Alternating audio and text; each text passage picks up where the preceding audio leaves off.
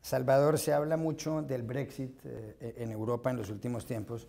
El Reino Unido entró en 1973 a formar parte de la Unión Europea, no fue de los países fundadores, pero el 23 de junio pasado se llevó a cabo un referendo convocado por el primer ministro británico conservador David Cameron para ver si el Reino Unido, si los ciudadanos querían continuar en la Unión o no, y ganó el no, ganó la teoría de que había que salirse de la Unión Europea. Eso que se produjo el 23 de junio, esa votación, desembocó en la renuncia el 11 de julio del señor Cameron, primer ministro conservador, y ha sido reemplazado por Theresa May, que está llevando adelante todo este proceso del llamado Brexit. ¿Qué tan traumático es esto para la Unión Europea, el hecho de que se vaya el Reino Unido?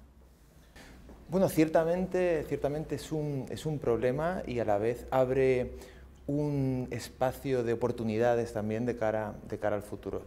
Ningún país en la Unión Europea, ninguna institución comunitaria deseaba que el Reino Unido se marchase.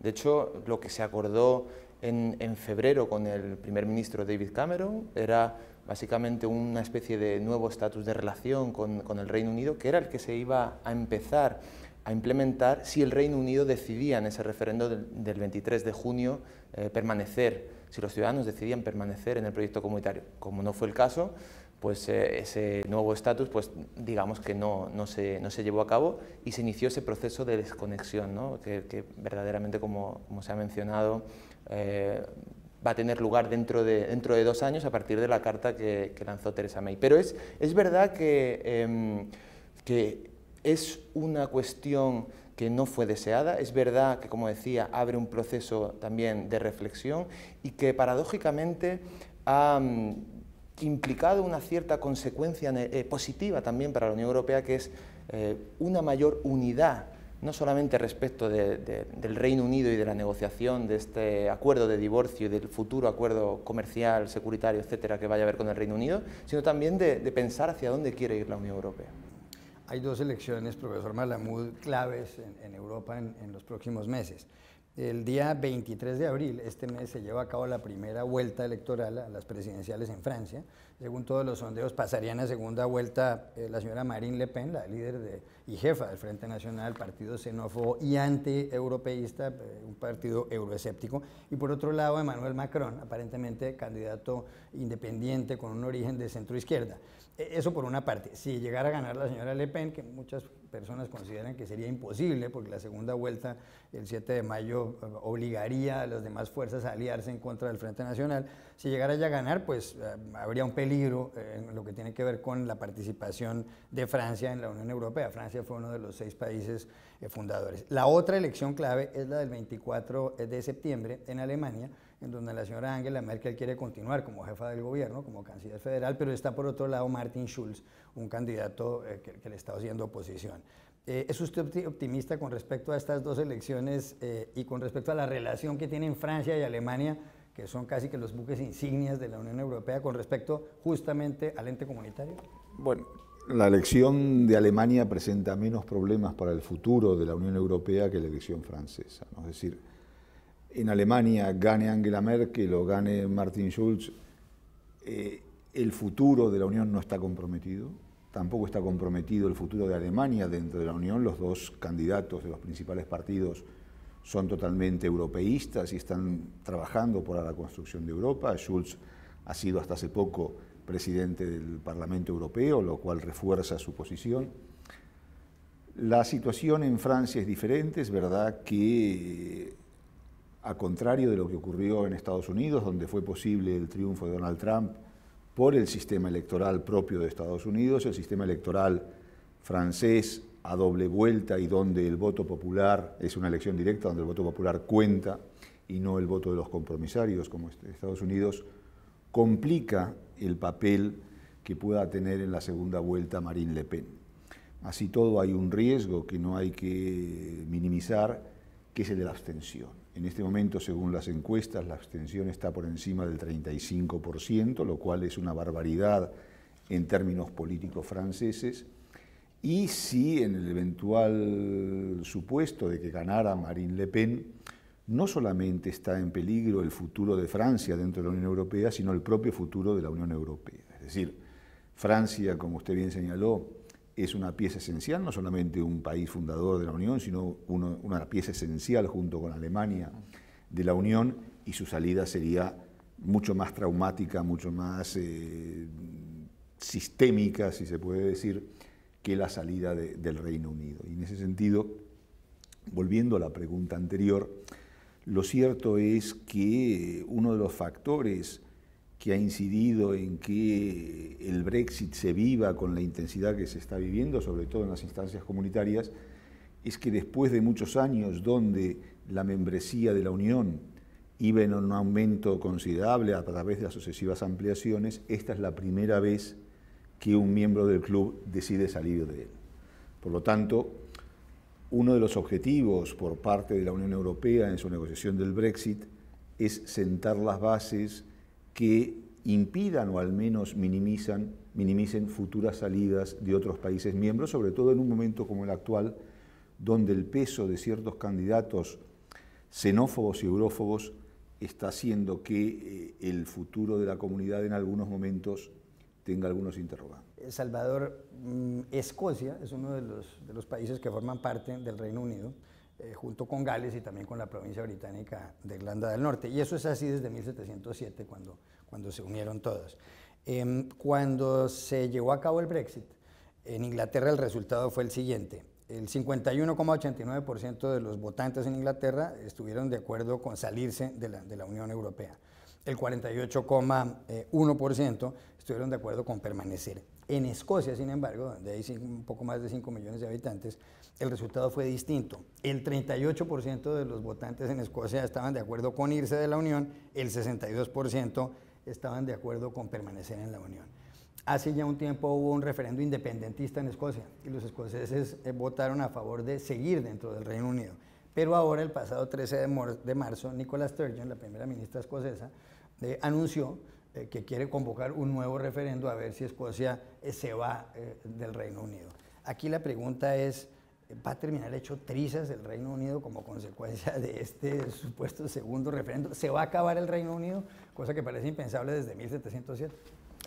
Bueno, ciertamente es verdad que la decisión británica no solamente pone en cuestionamiento su propia pertenencia a la Unión Europea, que finalmente no va a seguir siendo efectiva, también pone en cuestionamiento algunas cuestiones relativas a la propia Unión Europea, pero ciertamente donde va a tener un impacto muy claro es en esa unidad interna. Ya estamos viendo los primeros elementos en este sentido.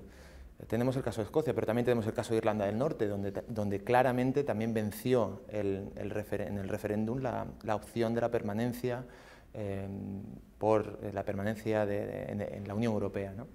Y veremos a ver cómo se soluciona ese. Pero en relación a la cuestión de Escocia, es verdad que se llevó a cabo este referéndum en 2014, es verdad que el resultado se suponía que iba a predeterminar la relación de Escocia con el resto del Reino Unido por al menos una generación, pero también es verdad que se señalaba que eso era así, salvo que ocurriesen circunstancias excepcionales, extraordinarias. Ciertamente la salida británica de la Unión Europea lo es una situación extraordinaria. Y en ese sentido, la primera ministra escocesa, Nicola Sturgeon, solicitó a su Parlamento el permiso para empezar a negociar, ¿no? Para empezar a negociar por ese segundo referéndum con Westminster.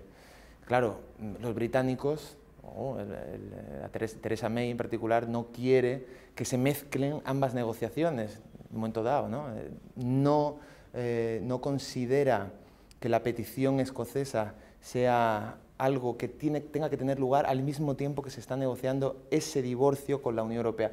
Tampoco ha dicho que no vaya a aceptar que se celebre un referéndum en Escocia, eso tampoco se ha mencionado. Pero luego, en cualquier caso, tendremos que ver si se acepta ese referéndum en Escocia, el momento en el que se lleva a cabo, es decir, si finalmente es después de que el Reino Unido salga de la Unión Europea o no, probablemente sea, en todo caso, cuando salga de la Unión Europea, y las consecuencias que eso tiene también para el propio proyecto comunitario. Sabemos perfectamente que no hay tampoco una voluntad generalizada de abrir la puerta, no solamente respecto a Escocia, sino respecto a otros casos, a cuestiones territoriales complicadas dentro de Estados miembros, ¿no? Y ciertamente eso significa que probablemente no haya vetos en el caso de que Escocia finalmente se acabe convirtiendo en un Estado independiente, en el caso hipotético, ¿no?, de que eso suceda, pero que tampoco vaya a haber una alfombra roja para que siga permaneciendo en la Unión Europea y por tanto tenga que solicitar formar parte del proyecto comunitario y tenga que cumplir con todas las cuestiones relativas a la negociación, ¿no? Y eso llevará también bastante tiempo. Se irá a Escocia del Reino Unido si se celebra este segundo referéndum independentista por una parte, y por otra va a terminar el señor David Cameron como el sepulturero del Reino Unido. Bueno, en realidad David Cameron va a ser uno de los grandes factotums de lograr este éxito, si se puede utilizar la palabra, pero la máxima responsable va a ser Theresa May. Es decir, David Cameron convocó el referéndum, eso fue un grave error, un gravísimo error de apreciación por su parte, que subordinó su intento de controlar el Partido Conservador, el Partido Tory, a los reales intereses de la nación, pero su sucesora, la señora May, que estaba en condiciones inclusive de revertir el proceso o al menos pasar la decisión al Parlamento, porque en última instancia la soberanía del pueblo británico radica en el Parlamento británico, que era quien tiene la decisión, no un referéndum, sino porque el referéndum no era compulsorio, no era mandatario para el gobierno británico, y quien toma la decisión es ella. Por lo tanto, la directa responsable, primero, de activar el artículo 50 y de sacar al Reino Unido de Europa, pero segundo, de impulsar ese proceso que va a lograr o provocar la implosión, o puede provocar la implosión del Reino Unido, es Theresa May, que creo que está jugando con fuego de una manera bastante irresponsable. Ahora, respecto a Escocia, si se consuma la salida del Reino Unido de Escocia, perdón, de la Unión Europea, es bastante probable que el referéndum gane la salida del Reino Unido, pero hay elementos que hay que tener presentes y que vamos a ver cómo funcionan. Entre otras cuestiones, la vinculación de todo el sistema productivo escocés al Reino Unido, el mundo financiero que está muy involucrado, el sector petrolero, el sector de la defensa, es decir, hay demasiados intereses en juego que a priori sería irresponsable decir, bueno, indefectiblemente Escocia va a salir del Reino Unido. Mencionaba Salvador hace un momento el caso de Irlanda del Norte. Es una provincia británica, está en el noreste de la isla de Irlanda, está integrada por 6 de los 9 condados de lo que se llama el Ulster. Hubo un proceso de paz, se produjo el famoso acuerdo del Viernes Santo entre el gobierno británico y el IRA, y eso aparentemente desde que se creó ese nuevo gobierno autónomo en Irlanda del Norte ha funcionado bien. Pero ahora en Irlanda del Norte, como recordaba Salvador, en la votación del Brexit, pues los habitantes de esa zona quieren permanecer dentro de la Unión Europea, y se habla incluso de que entonces ahora los de Irlanda del Norte puedan terminar queriendo unirse a la República de Irlanda, es decir, a lo que antiguamente se llamaba Irlanda del Sur, que es un país, desde luego... Los lazos... Claro, y es la misma isla, son los mismos lazos, son más o menos las mismas familias, a pesar de que haya habido una lucha de, qué sé yo, 7 siglos entre protestantes y católicos. Es que los lazos entre Irlanda del Norte y la República de Irlanda son muy estrechos, y más en los últimos años, cuando la frontera común prácticamente ha desaparecido. Esto implica que el intercambio diario de personas, de mercancías, de todo tipo de tráficos es constante. Hay familias que viven de un lado de la frontera pero trabajan en el otro y viceversa. Y esto hace que desde el punto de vista de Irlanda del Norte, el restablecimiento de las fronteras como consecuencia y de las aduanas como consecuencia precisamente del Brexit se ha vivido como un trauma. Y de ahí el interés que tienen en de mantener precisamente, yo no sé si los norirlandeses quieren tanto permanecer en Europa como mantener abiertos sus canales y sus cauces de comunicación con sus primos de la República de Irlanda. Ese es el tema. Evidentemente que la pertenencia a la Unión Europea facilita las cosas, como es el caso también de una situación, como diría el expresidente español Leopoldo Calvo Sotelo, cuando la guerra de las Malvinas, refiriéndose a Gibraltar, que era un caso distinto y distante. ¿Qué pasará con Irlanda del Norte? Sí, sí. Bueno, de hecho, Irlanda del Norte y la República de Irlanda juegan juntos al rugby, ¿no? No, eso es importante. Eso es importante, eso, ¿no? Marca la diferencia. Claro, claro, eso hace también comunidad, ¿no?